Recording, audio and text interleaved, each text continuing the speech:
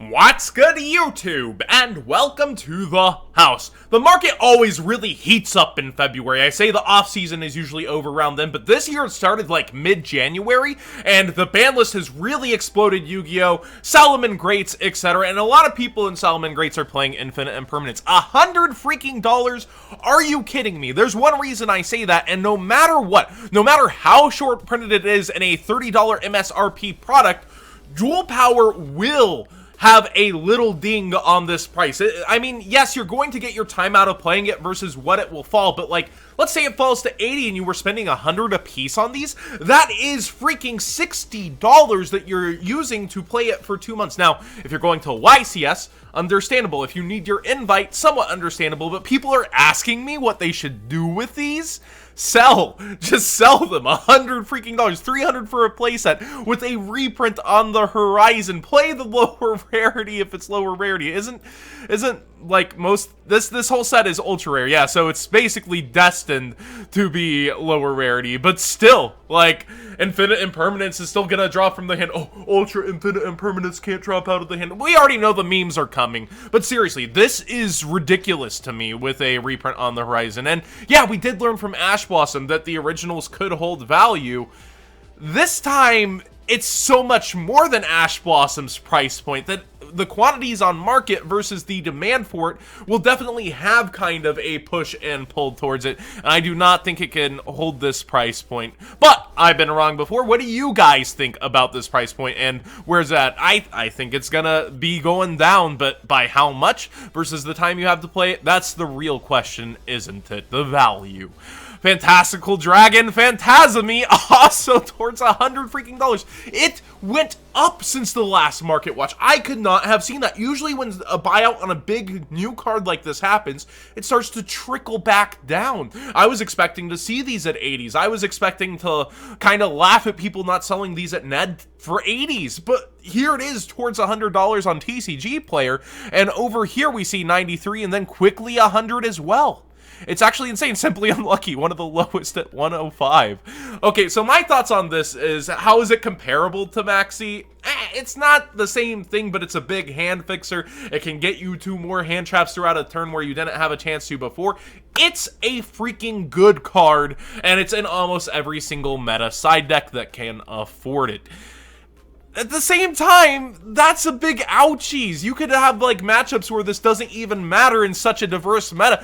Decks that don't even care about their extra deck that are playing pot. It's just incredible. Like in pot being one of the other most expensive cards out of this set. Like, I really just see that, yes, it has a use against the deck that's going to get a lot of representation in Solomon Greats, but 100, do you guys think it's worth it as well? Let me know in the comment section. Personally, I thought it would max at like 80 after the fallout, and the market's just stunning and surprising me. You can't always tell where it's going to be going, even in the craziest of times. Borrelsword Dragon towards $90. So, there's a lot of people going, oh, this is gonna get reprinted in the new structure deck that's been announced. Oh, Borrelsword reprint may be confirmed and all that stuff. They gotta sell the Megaton somehow, boys. Like, we know we're gonna get a reprint of this sometime this year, and Konami's been on the ball, reprinting Ash actually in our structure, but they did that in the OCG. We haven't seen a list. I think it'll be Borrelsword Dragon instead, which is also getting a reprint in Duel Power. Probably it's alter art, so the original arts were gonna save some face, but if they're gonna give us something, it's gonna be like the 4th reprint of Borrelsword Dragon, in my opinion. I would love to see this reprinted in a structure, but realistically, Konami's not going to be done with it by then. They're going to need to sell those Megatons or Battles of Legend because they've already shoved so much in Duel Power. You got to use the Konami brain here with this one, and I do not think this will be in the structure deck. I will be hecka impressed with that structure deck if it's in there. I'll buy 3 of them. I'll straight up buy 3 of them just to have the extra Borrelsword Dragons. It would be actually insane, but I do not think it's going to happen. I've seen it on several YouTubes, and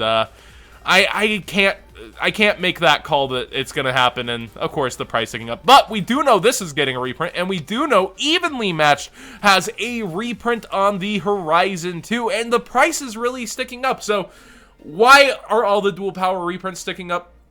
$30 MSRP first off, so vendors are paying $16.50. So vendors are going to rip this open like heck at $16.50 and be selling the singles real fast. We're going to find out what's shorter printed, what's not, and even in a set like this, you're still going to have insane amounts of the card versus, say, a core set. Like, Ash was super short printed in Legendary Collection Kaiba 4, I think, per case it was, or 2, something like that. I know all the hand traps basically got shorted, and when we're looking back at that, like, yeah, that it's still going to end up versus a normal MSRP product be almost double a regular secret on the market. Like, it's crazy the amount of quantities versus the demand there is and the price that can stick, especially at the MSRP. So what do you guys think? Not everything can be short printed, right? Evenly, Borreload, everything. And I think Borreload's future reprints on the horizon rather than Sword. So it's just weird. A lot of people were saying Borrel Guard Dragon reprint in the structure. I think that's pretty funny. Chaos Dragon Levianeer. People have been asking me what I think about this card, if they should sell them now. It's at one of its higher points since Sneak Peek. I honestly see this at the WCQ region, if Thunder Dragon survive the next list, being a $30 cards, but that's a big if whenever we're talking about FNL lists. That's a big gamble whenever we talk about FNL lists. So in my opinion, I see the quantities starting to disappear on eBay, but we have 5 whole pages over here on TCG, 2 very different independent markets, and the line is held for a very long while here at 15. So I think it is undervalued, but I don't see it that it's going to flee the market because it has kind of one niche use right now in the meta, but I think it's going to be viable in other decks, I want to say, because any deck that can flood the graveyard eventually with dark monsters can use this. But at the same time, it's a brick until you want to use it, and it's just it's a weird place to be in for this card. Like, it can be an extender, but you want it to be an extender at a certain point. That's why I believe the Dark Warriors aren't using it. Like, they need their graveyard resources. I feel like there's more for this guy on the horizon, and it's just such a busted card. But whenever I get in gamer mode with the market, sometimes it clashes. It's like, yes, this has a high potential as a card. Does that mean it's a good investment? With the quantities on TCG Player, probably not, but we are seeing only 28 results for this on eBay, realistically 27. And it's even cheaper there to start, but then, you know, quickly starts to disappear. So with the quantities on market, I have to say, if you're holding it just to sell it now, but the player in me thinks it has insane potential. Ooh, another card, just kind of a suggestion to get sooner than later. The rare incantations in the past are over $1, like Candle. I think Chalice Slime is something you want to have and not pay $1 for. Just add it into a cart for somebody you're already buying from. But on the flip side of this, a lot of people are saying you only need to play one of this. You don't need multiple. So it's not like you might be playing a playset like the others. I think the maximum I've seen anybody play realistically is 2, and I think 1's proper also. It's just something to pick up in case rituals are going to be insane with the new incantation support. Inspect the Border, $10 versus a market price of $7.55. I think I covered this while it was $9, but it keeps going up just a tidbit on TCG Player and actually down over here on eBay. Those darn independent markets. Inspector Border, I think, is a really good card to hold on to. I think if you have yours, go ahead and hold it. I don't think it's going to get a reprint anytime soon, at least in my foreseeable future. Like Battles of Legend, maybe we get another Inspector Border, but it's a really good stun card. It's really freaking good, and that's about all you can say about it. It's gonna end up in formats. It's gonna end up in decks like True Draco here and there, and it'll find its way into regional tops consistently, and I think over time it's only going to appreciate till its next reprint, which is who knows freaking when. Triple Burst Dragon, $8. Why is this Exfo card? I believe that's its only printing, if I'm not mistaken. Triple Burst Dragon. Let's make sure about that. I think it's one of those ultras that got passed over for the reprint, and as the name suggests, it is a dragon, but it is also a Link 3, so basically Guard Dragons use this. The whole Guard Dragon engine ended up going up over time, and this is just kind of one of those results. It's also like in certain decks that will even play Thunder Dragons will consider this if they end up in awkward Link positions consistently, but I think it's mostly for the Guard Dragon players themselves, and while you play the Guard Dragon engine, this doesn't always get put in the Guard Dragon engine. So that would be the reasoning for it going up. No real reprint plus Guard Dragon hype. And just some collector's notes. I've been kind of digging more through collector-y stuff lately, and it's just kind of weird how the market works, right? Like, you think about something, another deck from GOAT format buyout, or it's just like a decision time. Like, Sakuretsu armor, ridiculously priced here, continues to go up.